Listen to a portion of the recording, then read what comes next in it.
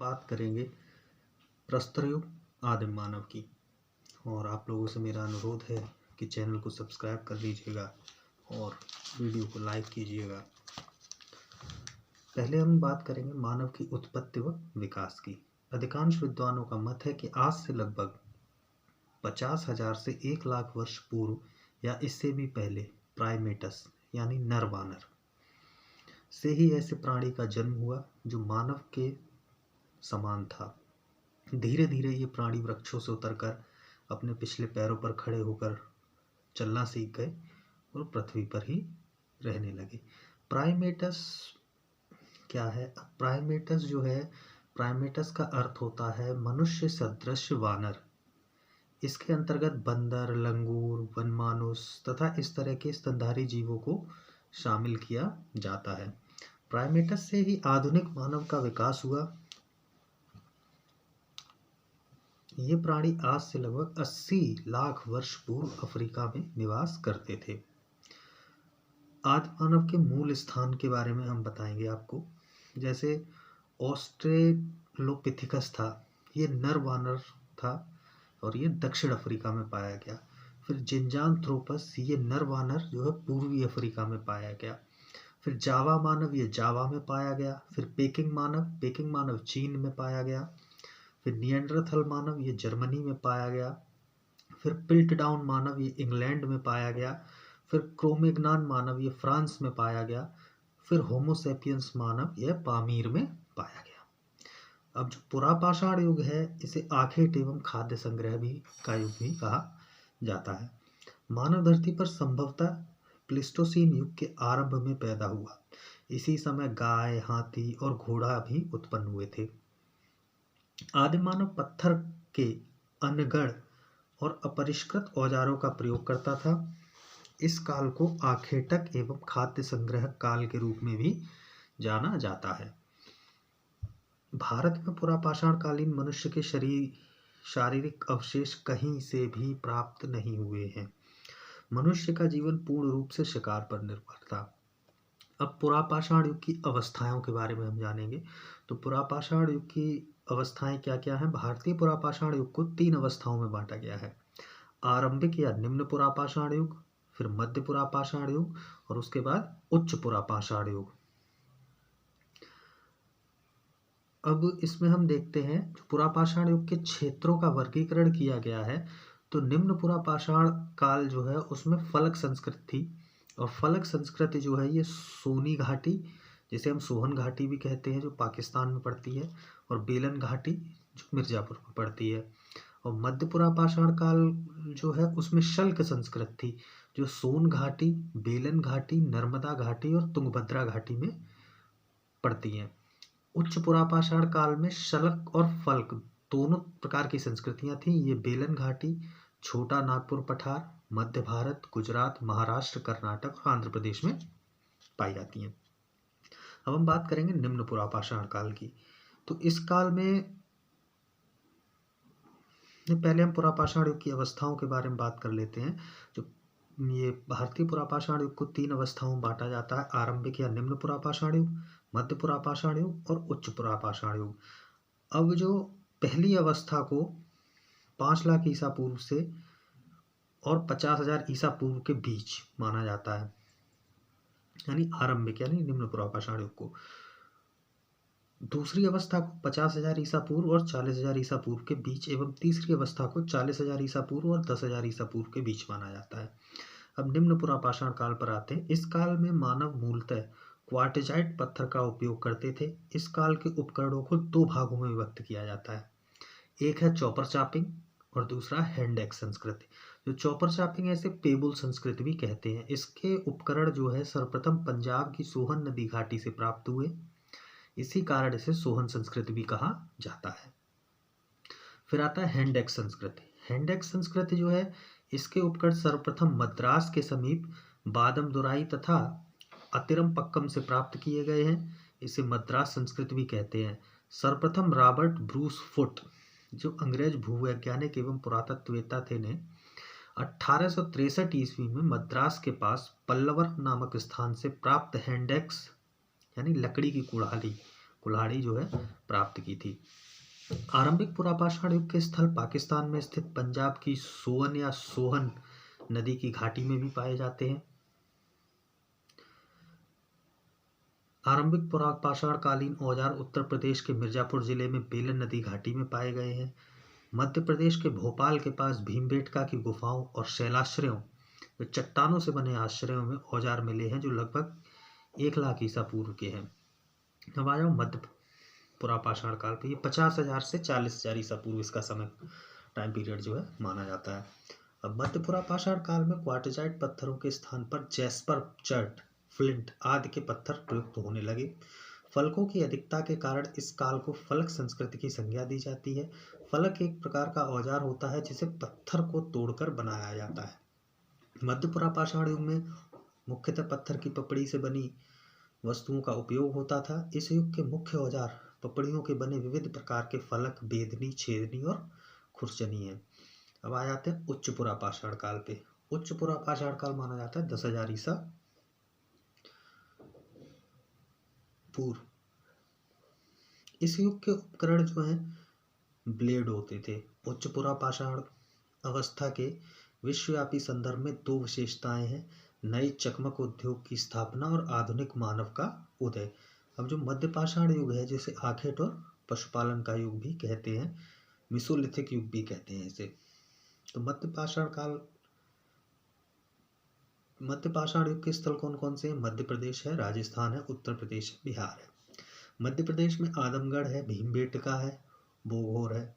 राजस्थान में बागौर है, उत्तर प्रदेश में महामड़ा है, सराय नाहर है, और बिहार में पायसरा है। पायसरा कहाँ है? मुंगेर के समय।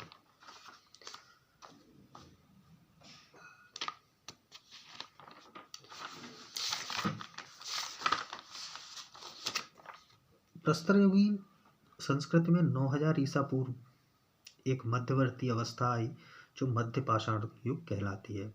मध्य पाषाण युग के लोग शिकार कर, मछली पकड़कर और खाद्य वस्तुओं का संग्रह कर जीवन यापन करते थे। मध्य पाषाण युग के विशिष्ट औजारों में सूक्ष्म पाषाण के बहुत छोटे औजार प्रमुख हैं। इन्हें माइक्रोलिथ कहा जाता था। मध्य पाषाण स्थल राजस्थान, दक्षिणी उत्तर प्रदेश, मध्य और पूर्वी भारत में काफी मात्रा में पाए गए हैं।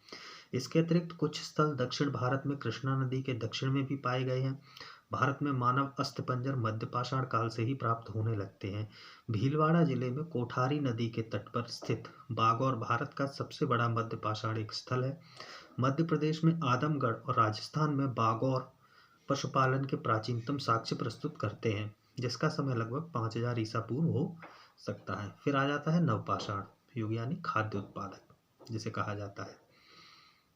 यूनानी भाषा का नियो शब्द के अर्थ में प्रयुक्त यूनानी भाषा का नियो शब्द नवीन के अर्थ में प्रयुक्त होता है, इसलिए इस काल को नवपाषाण काल भी कहा जाता है। भारत में नवपाषाण काल से संबद्ध पुरातात्विक खोज प्रारंभ करने का श्रेय डॉक्टर प्राइमरोज को जाता है, जिन्होंने 1842 ईस्वी में कर्नाटक के लिंगसुगूर नामक स्थान से उपकरण खोजे थे। सर्वप्रथम 1860 ईस्वी में ला मसूरिये ने उस काल के प्रथम प्रस्तर उपकरण उत्तर प्रदेश की टोंस नदी की घाटी में प्राप्त किए। नवपाषाण युग की एक ऐसी बस्ती मिली है जिसका समय लगभग 7,000 ईसा पूर्व बताया जाता है। नवपाषाण युगीन प्राचीनतम बस्ती पाकिस्तान में स्थित बलूचिस्तान प्रांत के मेहरगढ़ में है। मेहरगढ़ में कृषि के प्राचीनतम साक्ष्य मिले हैं। इलाहाबाद में स्थित कोल्डेहवा एकमात्र ऐसा नवपाषाणिक पुरास्थल है जहां से चावल या धान का प्राचीनतम साक्ष्य प्राप्त हुआ है। फिर नवपाषाण युग के निवासी सबसे पुराने कृषक समुदाय थे। ये लोग स्थायी घर बनाकर रहने लगे। मिट्टी के बर्तन सर्वप्रथम इसी काल में बने। कृषि व पहिया का आविष्कार नवपाषाण काल की ही देन थी। इस युग के लोग पत्थर के पालिशदार औजारों और हथियारों का प्रयोग करते थे। वे विशेष रूप से पत्थर की कुल्हाड़ियों का इस्तेमाल करते थे। बुर्जहोम कश्मीर में नवपाषाण युगीन लोग हड्डी के बहुत सारे औजारों और हथियारों का भी प्रयोग करते थे। भारत में चिरांद ही एक स्थान है जहां हड्डी के अनेक उपकरण पाए गए हैं। यह स्थान गंगा के उत्तरी किनारे पर पटना से 40 किलोमीटर पश्चिम में स्थित है। बुर्जहोम के लोग खुरदुरे, धूसर मृत भांडों का प्रयोग करते थे। यहाँ कब्रों में पालतू कुत्ते भी अपने मालिकों के शवों के साथ दफनाए जाते थे। इलाहाबाद जिले के नवपाषाणिक स्थलों के विषय में बताया गया है कि यहाँ ईसा पूर्व 6वीं शताब्दी में चावल का उत्पादन होता था। संभवतः तांबे का सर्वप्रथम प्रयोग लगभग 5000 ईसा पूर्व में किया गया। इसका प्रमाण अतिरमपक्कम मद्रास से प्राप्त तांबे की कुल्हाड़ी है। ताम्रपाषाण युगीन मानव ने भारत में पहली बार ग्रामीण सभ्यता की स्थापना की थी। तकनीकी दृष्टि से ताम्रपाषाण अवस्था हड़प्पा की कांस्य युगीन संस्कृति से पहले की है, परंतु कालक्रमानुसार भारत में हड़प्पा की कांस्य संस्कृति पहले और अधिकांश ताम्रपाषाण युगीन संस्कृति बाद में आती है।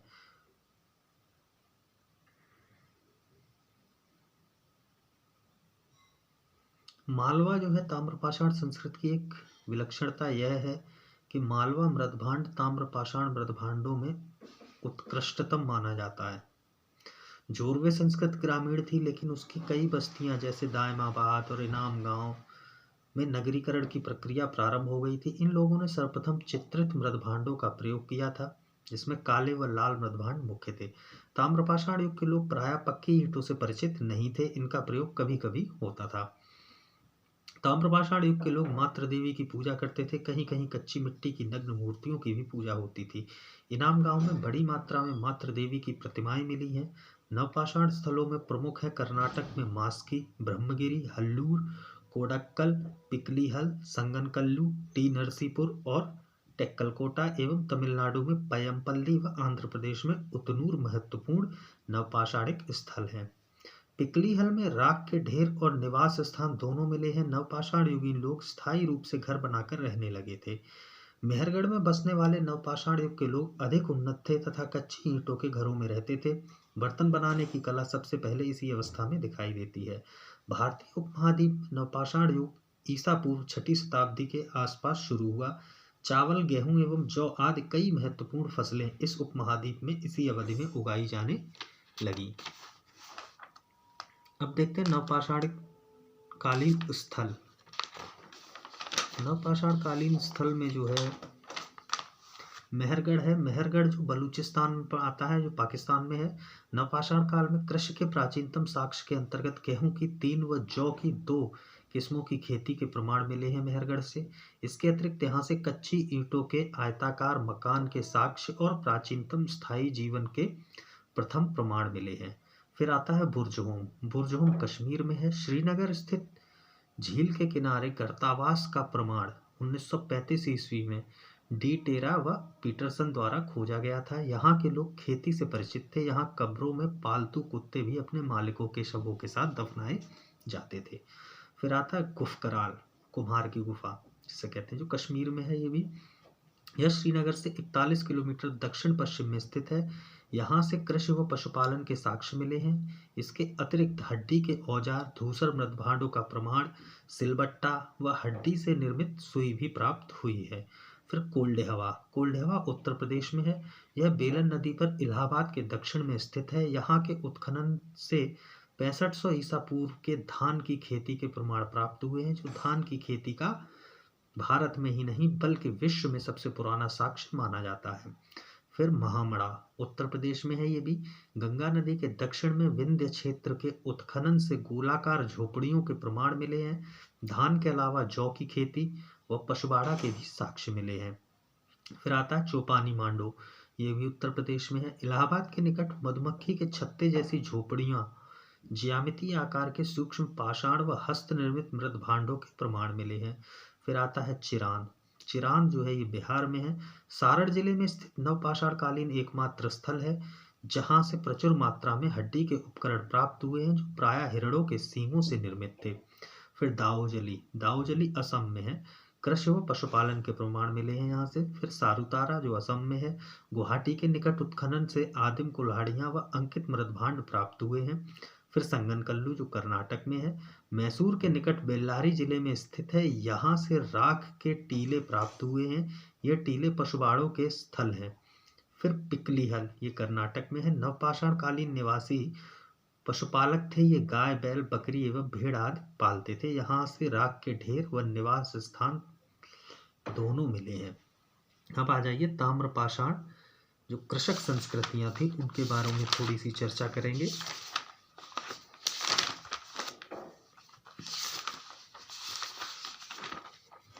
ताम्रपाषाण युग की बस्तियां। धातुओं में सबसे पहले तांबे का प्रयोग हुआ। पत्थर और तांबे के उपकरणों का साथ साथ प्रयोग होने के कारण इस संस्कृति को ताम्रपाषाणिक या चालकोलिथिक कहते हैं। ताम्रपाषाण युग के लोग अधिकांशतः पत्थर और तांबे की वस्तुओं का प्रयोग करते थे। भारत में ताम्रपाषाण अवस्था की बस्तियां दक्षिण पूर्वी भारत में पाई गई हैं, जिसमें दक्षिण पूर्वी राजस्थान में अहार और दूसरा गिलुंद प्रमुख है। पश्चिमी मध्य प्रदेश में मालवा, कायथा और एरड़ की खुदाई हुई है। सबसे विस्तृत उत्खनन पश्चिमी महाराष्ट्र में हुए हैं, जिसके प्रमुख पुरास्थल अहमदनगर जिले में जोरवे, नेवासा और दायमाबाद, पुणे जिले में चंदौली, सोनगांव, इनामगांव, नासिक और अहमदनगर गोदावरी नदी की शाखा नदी प्रवरा के बाएं तट पर स्थित हैं। ये सभी पुरास्थल जोरवे संस्कृति के हैं। अब ताम्रपाषाण युग के स्थल देखते हैं। बलूचिस्तान में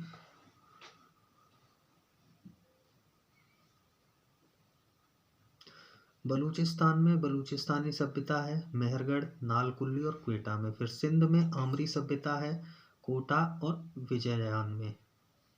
राजस्थान में उत्तरी पश्चिमी में भी सोपी सभ्यता है, कालीबंगा में। उत्तरी पूर्वी में गणेश्वर सभ्यता है, गणेश्वर में। और दक्षिण पूर्वी में बनास सभ्यता है, आहार व गिलुंद में। पश्चिमी महाराष्ट्र में सवाल्दा सभ्यता है, जोरवे में। जोरवे सभ्यता है दायमाबाद, इनामगांव, नेवास और सोंगावून में। पश्चिमी मध्य प्रदेश में मालवा सभ्यता है, दंगवाड़ा और कायथा में। उत्तर प्रदेश में आर्चर कल्ड पॉटरी सभ्यता है, अतरंजी खेड़ा में। अब ताम्रपाषाण कालीन स्थल क्या क्या है, जैसे नवदा टोली है जो मध्य प्रदेश में है।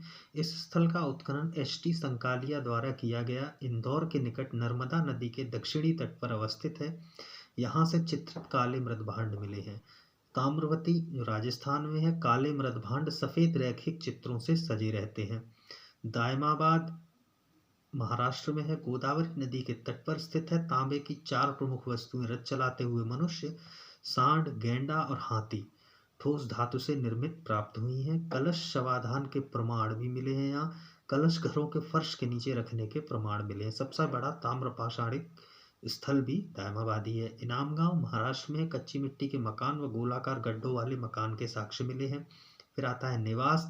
नेवास भी महाराष्ट्र में ही है। पटसन का प्रथम साक्ष्य व लाल तल पर काली डिजाइन वाले चौक निर्मित बर्तनों के प्रमाण भी मिले हैं। इससे कई ताम्रपाषाण स्थल इलाहाबाद जिले के विंध्य क्षेत्र में पाए गए हैं। पूर्वी भारत में गंगा तटवर्ती चिरांद के अलावा वर्धमान यानी पश्चिमी बंगाल जिले के पांडुराज, राजारढिबी और पश्चिमी बंगाल के वीरभूम जिले में महेशतल उल्लेखनीय है। बिहार में सेनवार, सोनपुर और तारडीहा एवं पूर्वी उत्तर प्रदेश में खैराडीह और नरहन भी प्रमुख हैं। आहार का प्राचीन नाम ताम्रवती अर्थात तांबा वाली जगह है। आहार संस्कृति का काल निर्धारण 2100 ईसा पूर्व से 1500 ईसा पूर्व के बीच किया गया है तथा गिलुंद उस संस्कृति का स्थानीय केंद्र माना गया है।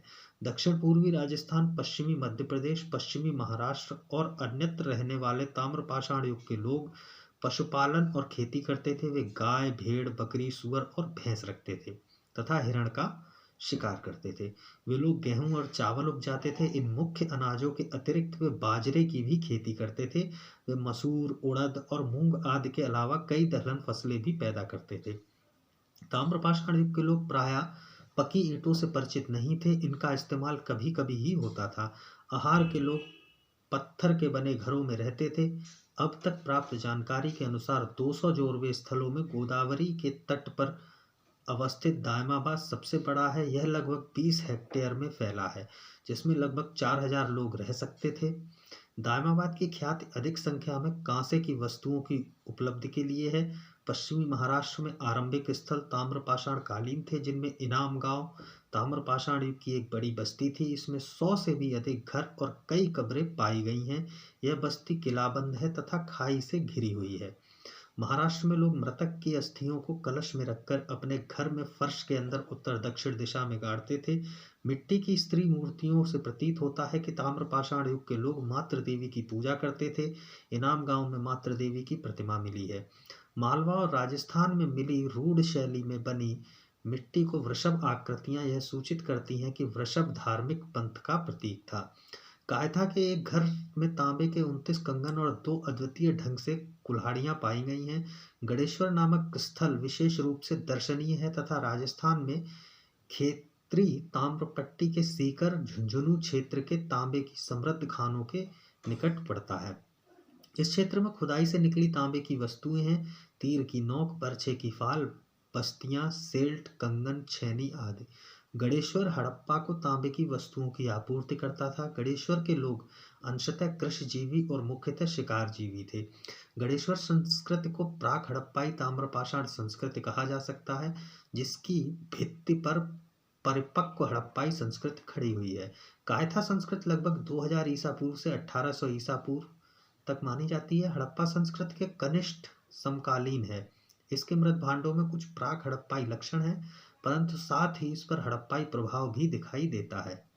नवदा टोली, एरड़ और नागदा में पाई गई मालवा संस्कृति हड़प्पा संस्कृति से पृथक मानी जाती है। कई प्रकार के प्राग हड़प्पाई ताम्रपाषाणिक संस्कृतियां सिंध, बलूचिस्तान, राजस्थान आदि प्रदेशों में कृषक समुदायों के प्रसार में प्रेरक हुई तथा इससे हड़प्पा की नगर सभ्यता के उदय के लिए अनुकूल अवसर उत्पन्न हुए। ताम्रपाषाण युग के कुछ कृषक समुदाय सिंधु के बाढ़ वाले मैदानों की ओर बढ़े, कांसे का तकनीकी ज्ञान प्राप्त किया और नगरों की स्थापना में सफल हुए। भारत के मध्य और पश्चिमी भागों में ताम्रपाषाणिक संस्कृतियां 1200 ईसा पूर्व में या 1000 ईसा पूर्व आते आते लुप्त हो गई। केवल जोरवे संस्कृति 700 ईसा पूर्व तक जीवित रही। लगभग 1200 ईसा पूर्व के बाद से पश्चिमी भारत और पश्चिमी मध्य प्रदेश में ताम्रपाषाण कालीन बस्तियों के लुप्त होने का कारण वर्षा की कमी माना जाता है।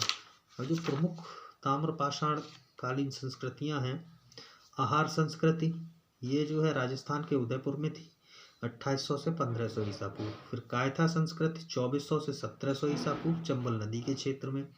सवालदा संस्कृति 2300 से 2000 ईसा पूर्व महाराष्ट्र के धुलिया में। प्रभास संस्कृति 2000 से 1400 ईसा पूर्व गुजरात का तटीय क्षेत्र। मालवा संस्कृति 1900 से 1400 ईसा पूर्व नर्मदा नदी क्षेत्र में। रंगपुर संस्कृति 1700 से 1400 ईसा पूर्व गुजरात का तटीय क्षेत्र। जोरवे संस्कृति 1500 से 900 ईसा पूर्व महाराष्ट्र का दायमाबाद व इनाम गांव। अब ताम्रपाषाण अवस्था का महत्व। ताम्रपाषाण अवस्था का महत्व, ये लोग सूक्ष्म पाषाणों और पत्थरों के अन्य औजारों के साथ साथ तांबे के भी कुछ औजारों का प्रयोग करते थे। इनमें से अधिकतर लोग तांबे को पिघलाने की कला जानते थे। लगभग सभी ताम्रपाषाण समुदाय के लोग चाक पर बने काले व लाल मृद भांडों का प्रयोग करते थे।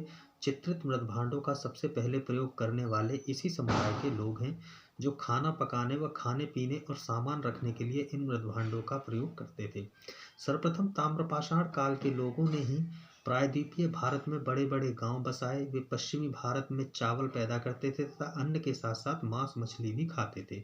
मध्य प्रदेश में कायथा और एरड़ तथा पश्चिमी महाराष्ट्र में इनाम गांव की बस्तियां किलाबंद हैं। शव की संस्कार विधियां भी भिन्न थीं। महाराष्ट्र में मृतक को उत्तर दक्षिण दिशा में रखा जाता था, किंतु दक्षिण भारत में पूर्व पश्चिम दिशा में। पश्चिमी भारत में लगभग संपूर्ण शवाधान प्रचलित था, जबकि पूर्वी भारत में आंशिक शवाधान चलता था। ताम्रपाषाण संस्कृति मूलतः ग्रामीण संस्कृति थी। तांबा सीमित मात्रा में ही उपलब्ध रहा। लोग तांबे में टिन को मिश्रित कर कांसा बनाना नहीं जानते थे, जो तांबे से अधिक मजबूत और उपयोगी होता था। ताम्रपाषाण युग के लोग लिखने की कला नहीं जानते थे और न ही वे नगरों में रहते थे। अधिकांश ताम्रपाषाण संस्कृतियां कालक्रम से में सिंधु घाटी सभ्यता के बाद की हैं। ताम्र निधियां और मृदभांड अवस्था। 40 से भी अधिक ताम्र निधियां, ताम्र उपकरणों के जखीरे जो प्राप्त हुए हैं, जिनमें अंगूठी, स्लेट, कुठारी, खड़ग, हारपून, शूल, आदमी जैसी मूर्तियां आदि वस्तुएं हैं। पूर्व में बंगाल और ओडिशा से लेकर पश्चिम में गुजरात और हरियाणा तक तथा दक्षिण में आंध्र प्रदेश से लेकर उत्तर प्रदेश तक के विशाल भूभाग में बिखरी पाई गई है। सबसे बड़ी निधि मध्य प्रदेश के गुंगेरिया से प्राप्त हुई है, जिसमें 424 तांबे के औजार व हथियार तथा 102 चांदी के पतले जो है शीट पाई गई है। दक्षिण भारत लौह युग। दक्षिण भारत में लोहे का प्रयोग लगभग 1100 ईसा पूर्व के आसपास आरंभ हुआ। समय का यह अनुमान हल्लूर में प्राप्त वस्तुओं के रेडियो कार्बन विश्लेषण के आधार पर लगाया गया है। उत्तरी दक्कन महाराष्ट्र में भी कई ताम्रपाषाण युगीन बस्तियां जैसे हल्लूर, पेयमपल्ली आदि में भी ऐसी स्थिति थी। दक्षिण भारत में लोहे युग का प्राचीनतम चरण पिकलीहल और हल्लूर की खुदाई एवं संभवतः ब्रह्मगिरी के शव दफनाने व गड्ढों के आधार पर निश्चित किया गया है। इन शवाधान के गड्ढों में पहली बार लोहे की वस्तुएं, काले एवं लाल मृदभांड तथा फीके रंग के भूरे एवं लाल मृदभांडों के अवशेष प्राप्त हुए हैं। महापाषाणिक संस्कृति का आरंभ लगभग 1000 ईसा पूर्व माना जा सकता है। महापाषाणिक स्थल दक्षिण भारत के साथ साथ उत्तर भारत के विदर्भ क्षेत्र में भी मिलते हैं, लेकिन जब इतिहास में महापाषाणिक संस्कृति का नाम लेते हैं तो सामान्यतः उसका अर्थ दक्षिण भारत की महापाषाणिक संस्कृति से होता है। महापाषाण शब्द अंग्रेजी भाषा में मेगालिथ शब्द का हिंदी रूपांतर है। मेगालिथ शब्द दो शब्दों मेगा व लिथ से मिलकर बना है। मेगा शब्द यूनानी भाषा के मेगास व लिथ शब्द यूनानी भाषा के लिथोस से निकला है। मेगालिथ का तात्पर्य बड़े बड़े प्रस्तर खंडों से बनी कब्रों से है। कर्नल मीडोज टेलर ने 1851 ईस्वी और 1862 ईस्वी में कर्नाटक राज्य के गुलबर्गा जिले में स्थित शोरापुर दोआब क्षेत्र की महापाषाण कब्र स्मारक के उत्खनन का विवरण प्रकाशित किया। पुरातत्वविद अलेक्जेंडर री ने 1899 ईस्वी से 1905 ईस्वी के बीच तमिलनाडु के तिरुनेलवेली जिले में ताम्रपर्णी नदी के तट पर स्थित आदिचनल्लूर तथा 1904 ईस्वी से 1908 ईस्वी के बीच पेरम्बर में महापाषाण स्थल का उत्खनन कराया। पुरातत्वविद मार्टिमर व्हीलर ने 1947 ईस्वी में कर्नाटक राज्य के चित्रदुर्ग जिले में स्थित ब्रह्मगिरी का उत्खनन कराया। अब आ जाओ महापाषाण युगीन संस्कृतियों पर। महापाषाण से तात्पर्य उस काल से है जब मृतक को आबादी क्षेत्र से दूर कब्रिस्तानों में पत्थरों के बीच दफनाया जाता था। दक्षिण भारत में दफन करने के इस तरह की जानकारी बड़ी संख्या में निम्न स्थानों जैसे महाराष्ट्र नागपुर के पास, कर्नाटक मास्की, आंध्र प्रदेश नागार्जुनकोड़ा, तमिलनाडु आदि चल्लूर और केरल में पाई गई हैं। भौतिक संस्कृति में बर्तन कब्रों की खुदाई से प्राप्त बर्तन जो हैं काले एवं लाल मृदभांड हैं। विशिष्ट बर्तनों में छिछली, तस्तरी, प्याले, गहरे प्याले जो कि गोल आधार वाले तथा कोन के आकार वाले हैं। इनके ऊपर दस्ता तथा घुंडी वाले ढक्कन थे। बर्तन रखने के गोलाकार स्टैंड तथा गोल आधार वाले पानी के बड़े मटके हैं। लोहे एवं अन्य धातुओं की वस्तुएं। महापाषाण युग के सभी स्थलों विदर्भ, मध्य भारत में नागपुर के समीप जूना पानी से लेकर दक्षिण में आदिचल्लूर तक लगभग 1500 किलोमीटर के क्षेत्र में लोहे की वस्तुएं समान रूप से पाई गई हैं। लोहे की विभिन्न प्रकार की वस्तुएं, चपटी लोहे की कुल्हाड़ियां जिसमें पकड़ने के लिए लोहे का दस्ता होता था, उभरे हुए चपटे किनारों के विभिन्न फावड़े, बेलचे, खुरपी, कुदाले, हंसिए, फरसे, फान, सब्बल, बर्छे, छुरे, छेनी अथवा वसूले, तिपाहियाँ, बर्तन के स्टैंड, तश्तरियाँ, लटकाने वाले लैंप, कटारे, तलवारें, तीर के फलक तथा बर्छे के फलक जिनके पात्र खोखले हैं। विशेष अवसरों के लिए सीप जड़ी कुल्हाड़ियाँ, लोहे के त्रिशूल आदि हैं। धातु की अन्य वस्तुओं में सबसे अधिक संख्या में ताम्र एवं कांस्य की घंटियां पाई गई हैं जो कि घोड़े अथवा गाय बैलों की घंटियों के रूप में इस्तेमाल की जाती रही होंगी। सोने अथवा अर्ध बहुमूल्य पत्थरों के मनके भी इन स्थानों से मिले हैं। अब जो शवाधान विधियां हैं वो क्या कौन कौन सी हैं देखें। आंशिक शवाधान। महापाषाण संस्कृति में अधिकांश मृतकों का आंशिक शवाधान किया जाता था। दक्षिण भारत से मिली अधिकांश कब्रों में वयस्कों की केवल कुछ चुनी हुई हड्डियों को दफनाने के प्रमाण मिले हैं। पूर्ण शवाधान। नागार्जुनकोड़ा, मास्की, आदिचल्लूर आदि से पूर्ण शवाधान के भी उदाहरण मिले हैं। पूर्ण शवाधान में मृतकों को पूर्व पश्चिम क्रम अर्थात सिर पूर्व की ओर और पैर पश्चिम की ओर कर दफनाया जाता था। मृतक बच्चे को प्रायः पूर्ण रूप से बड़े बड़े घड़ों में भरकर दफनाया जाता था जिसे कलश शवाधान कहा जाता है। अंत्येष्टि सामग्री। अंत्येष्टि सामग्री के रूप में मिट्टी के बर्तन, लोहे के उपकरण आदि मिले हैं। अंत्येष्टि सामग्री या तो कब्र में शव के साथ रखी गई है या कब्र के बाहर स्मारक के पास रखी गई है। अब हम आगे देखेंगे हड़प्पा संस्कृति के बारे में। हड़प्पा संस्कृति, सिंधु घाटी सभ्यता, इन सब के बारे में देखेंगे। उससे पहले अगर जिन लोगों ने चैनल सब्सक्राइब नहीं किया वो चैनल सब्सक्राइब कर लें, वीडियो को लाइक करें और अगली क्लास में हम हड़प्पा संस्कृति और सिंधु घाटी सभ्यता के बारे में जानेंगे।